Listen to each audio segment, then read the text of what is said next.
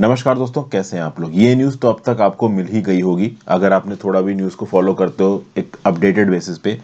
ISIS के chief ने अपने आप को एक रेड के दौरान बम से उड़ा दिया। एकदम से बम से नहीं उड़ाया है, ऑब्वियस सी बात है। रेड शुरू हुई, रेड शुरू होने के बाद कुछ समय तक गोलाबारी हुई और जब आईसिस के चीफ को लगा कि हाँ भाई अब मैं नहीं बचूंगा, अब मैं यूएस फोर्सेस के हाथ में चला जाऊंगा और यूएस फोर्सेस का क्या करेंगी, कैप्चर करके तो लेके जाने वाली है नहीं, तो इसने अपने आप को एक कह सकते हैं कि बम सा फोड़ दिया। और उस बम के फोड़ने के चलते जिस घर में ये था उस घर में बहुत सारी सिविलियंस की मौत हुई है, जिसमें इसके खुद के भी फैमिली मेंबर्स थे। ये देखिए उस घर की फोटो है, आपको नीचे की तरफ ग्राउंड फ्लोर नजर आ जाएगा, दूसरा सेकंड फ्लोर है और सेकंड फ्लोर ऑलमोस्ट टूट चुका है। जो तीसरे फ्लोर की छत है ना, जो तीसरे फ्लोर का बेस बोल लीजिए, वो बेस टूट के नीचे की तरफ गिर गया है। और मोस्ट प्रॉब्ली ऐसा बताया जा रहा है कि सेकंड फ्लोर पे था ये आईसिस चीफ या इसका लेफ्टिनेंट। जब इस प्रकार का अटैक हुआ, गोलीबारी हो रही थी और उस गोलीबारी में जब इनको लगा कि नहीं भाई अब तो यूएस फोर्सेस इनको पकड़ लेंगी, तब ये सुसाइड ब्लास्ट हुआ और बहुत सारे लोग जो कि इस बिल्डिंग के अंदर थे मर गए। हालांकि शुरुआत में कुछ बहुत सारे बच्चे और कुछ सिविलियंस इस बिल्डिंग से बाहर भी निकल गए थे, बहुत सारे सिविलियंस बच भी गए थे शुरुआत में। यहाँ पे आसपास के नेबरिंग लोकेलिटीज में जो लोग रहते थे वो सुन रहे थे। यूएस फोर्सेस यहाँ पे पहुंची, लाउड स्पीकर के थ्रू यहाँ पे अनाउंसमेंट हुआ, ओवरऑल बोला गया कि बाहर निकल आओ, शांति से अपने आप को सरेंडर कर दो। बट सरेंडर शांति से होना नहीं था और पूरा का पूरा कांड हुआ। और यहाँ पे इस समय जो करंटली कमांड में है आईसिस का, उसकी मौत हो गई है। अच्छा, अबू बकर अल बगदादी का आपने नाम सुना होगा। इन्होंने अपने आप को खलीफा डिक्लेयर किया था। 2014 में इस्लामिक स्टेट टेरर ग्रुप के लीडर बने और 2019 में मार दिया गया इसको। कब मारा गया? तो 27 अक्टूबर 2019 को एक ऑपरेशन किया गया। उस ऑपरेशन का नाम था ऑपरेशन कायला मुरर। और इस कायला मुरर ऑपरेशन के दौरान हुआ यह कि एक बम फोड़ दिया, एक सुसाइड आप कह ले बम की तरह अपने आप को फोड़ के अपने आप को मार लिया अबू बकर अल बगदादी ने। और कुछ इस तरीके से यहाँ पे अबू बकर अल बगदादी के सक्सेसर ने भी किया। इसका सक्सेसर था अबू इब्राहिम अल हाशमी अल कुरैशी, जिसको अभी के लिए यूएस फोर्सेस के इस ऑपरेशन के थ्रू मारा गया। देखिए यहाँ पे अपडेट भी हो चुका है, 3 फरवरी 2022 की इसकी मृत्यु हो चुकी है। अब यहाँ पे कुछ बहुत इंपॉर्टेंट पॉइंट्स आपको समझने होंगे।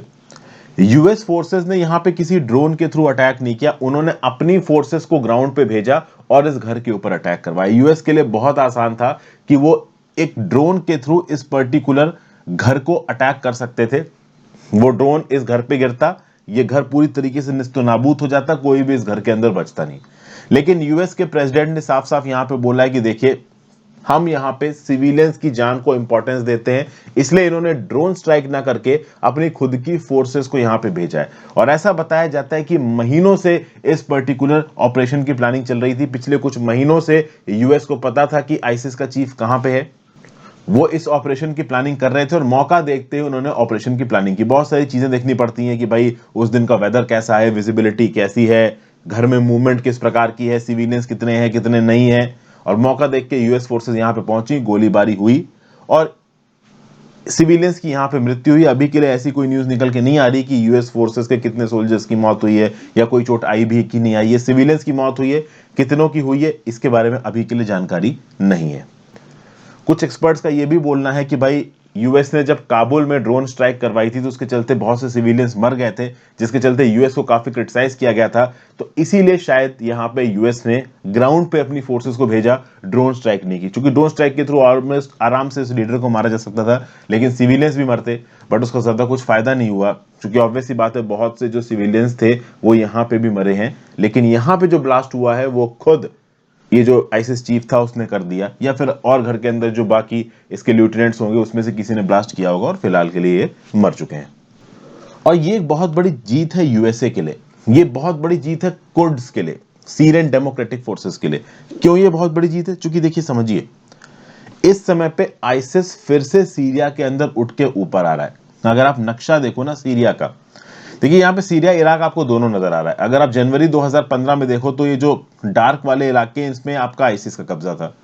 थोड़ा ये कब्जा अक्टूबर 16 तक कम हुआ, फिर जुलाई 2017 तक और कम हुआ और मार्च 2019 तक आते आते ऑलमोस्ट आईसिस को एलिमिनेट कर दिया था यूएस और बाकी कोड्स वगैरह ने मिलके। लेकिन उसके बाद एक टेंडेंसी देखी गई कि आईसिस फिर से ऊपर उठ रहा था, आईसिस फिर से अपनी कमांड को यहां पे स्थापित कर रहा था।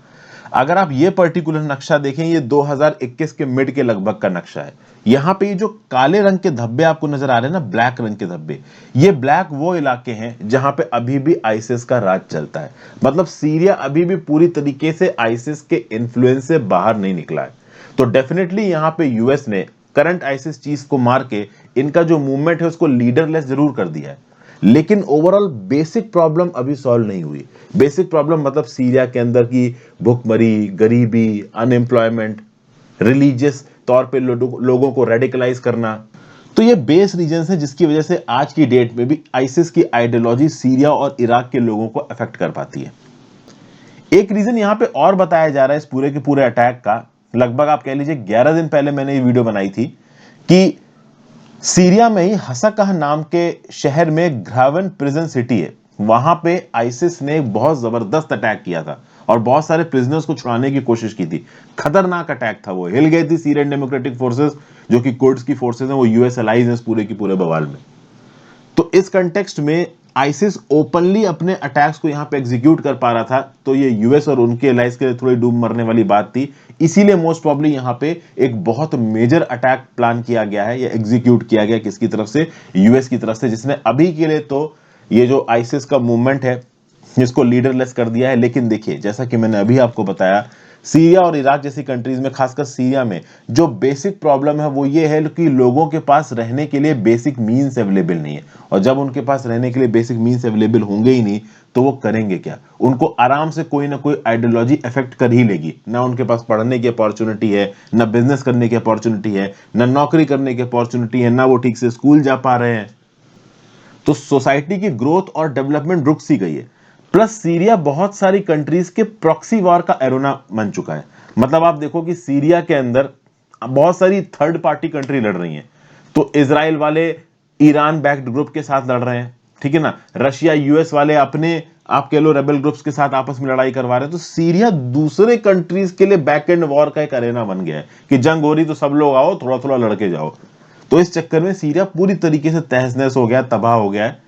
इस रिस्पेक्ट में आईसिस के चीफ को मार देना ही एक अकेला सॉल्यूशन नहीं है। सीरिया की बेसिक प्रॉब्लम यह है कि वहां पे सोसाइटी में प्रॉपर डेमोक्रेसी आए, लोगों को सुविधाएं मिले, प्रॉपर एजुकेशन मिले, तब ये सब चीजें शायद रुक जाएं। लेकिन देखिए, ये कहने को बहुत रोजी लगती हैं चीजें, एक्चुअल में ग्राउंड लेवल पे इनको अचीव करना बहुत मुश्किल है।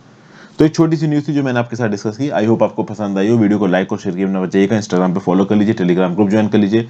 दोनों चीजों को लिंक दिया है नीचे दोस्तों, और हो सके तो ज्वाइन बटन दबा के हेल्प करें। Have a great day friends, good bye, take care.